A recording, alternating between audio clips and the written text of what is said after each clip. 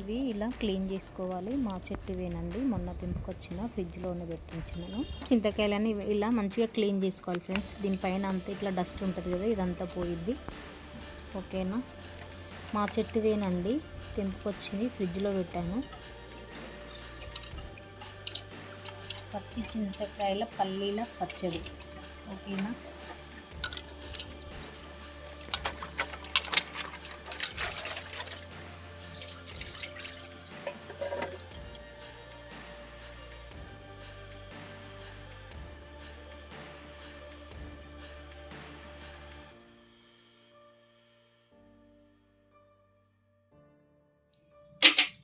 ఒక 10 దానిక పచ్చిమిర్చి,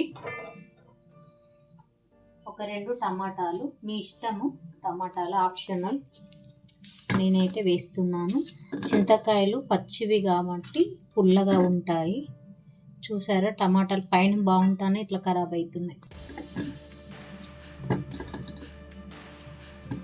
చింతకాయలు పుల్లగా ఉంటాయి కాబట్టి పల్లీలు కొన్ని ఎక్కువ వేసుకోండి. నేనైతే అలానే వేస్తున్నాను.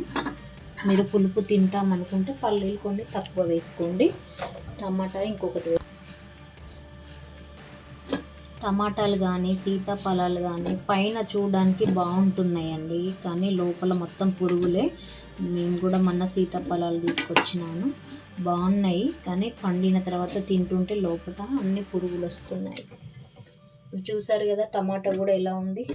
పచ్చిమిరపకాయలు, పచ్చి చింతకాయలు, టమాటాలు 3 కలిపి ఒకే దాంట్లో ఉడకబెట్టుకోవాలి. ఇవి ఉడకాలి. నేను పల్లి వేయించి పక్కన పెట్టాను. పల్లీలు చల్లారుతాయని వేయించాను, వీడియో తీయలేదు అది. ఇవి ఉడికినాయో చూద్దాము. పెట్టి 10 మినిట్స్ అవుతుంది. బాగా ఉడికినాయి. బంద్ చేస్తున్నా స్టవ్. చూడండి, ఇవన్నీ ఉడికి చింతకాయలు ఎట్లా బయటకు వచ్చినాయో. ఇవి చింతకాయలే, పొట్టు మనం తీసి పక్కన పెట్టుకోవాలి. కాలుతుంది.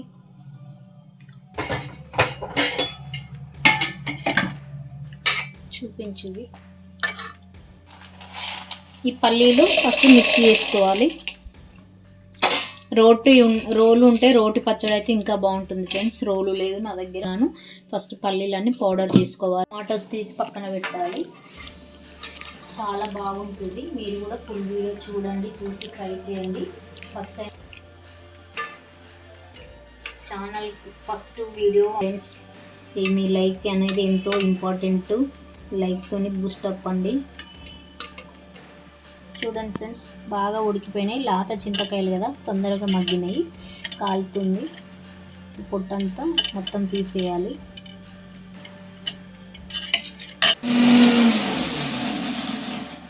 పౌడర్ చేసుకోవాలి. తర్వాత ఇందులోనే ఇవన్నీ వేసి మిక్సీ పడుతున్నాం. మనం రోటి పచ్చడి అయితే ఇది ఫస్టే పౌడర్ వేసి పక్కన పెట్టుకోవాలి. మనం మిక్సీలోనే వేస్తున్నాం కాబట్టి అన్నీ ఇందులోనే వేస్తున్నాను నేను. ఉడకబెట్టుకున్న పచ్చిమిర్చి, టమాటో, పచ్చి చింతకాయలు, పల్లీలు వేయించుకున్నాను.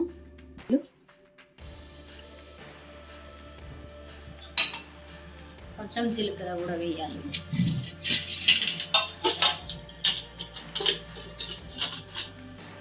జీలకర్ర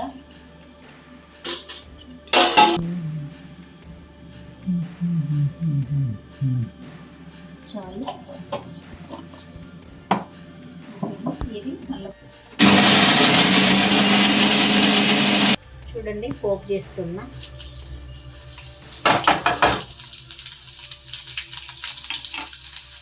ఇందులోనే కొంచెం కరివేపాకు, జీలకర్ర, ఆవాలు, 2 ఎండుమిరపకాయలు, 2 ఎల్లిపాయలు వేసిన, కొంచెం కరివేపాకు, ఒక చిటికెడు పసుపు, అంతే చాలు.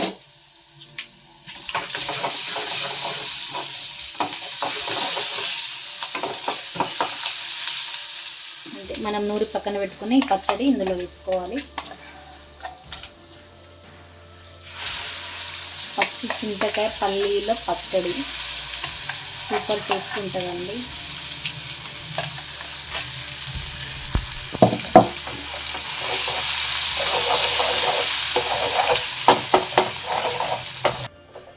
చూడండి, పచ్చి చింతకాయల పచ్చడి రెడీ అయిపోయింది ఫ్రెండ్స్. ఇది వేడి వేడి అన్నంలో తింటే ఎంతో టేస్టీగా ఉంటుంది. మీరు కూడా వీడియో చివరి వరకు చూసి పచ్చడి ఎలా ఉందో కామెంట్ చేయండి. ప్లీజ్ లైక్ మాత్రం చేయడం మర్చిపోవద్దు అస్సలు. చాలా బాగుంది.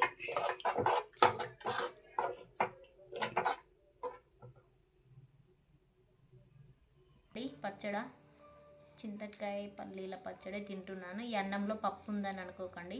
కిచిడి చేద్దామని మార్నింగ్ కడిగిన కానీ చేయలేదు. అదే రైస్ వండేసిన. కాలిపోతుంది రైస్.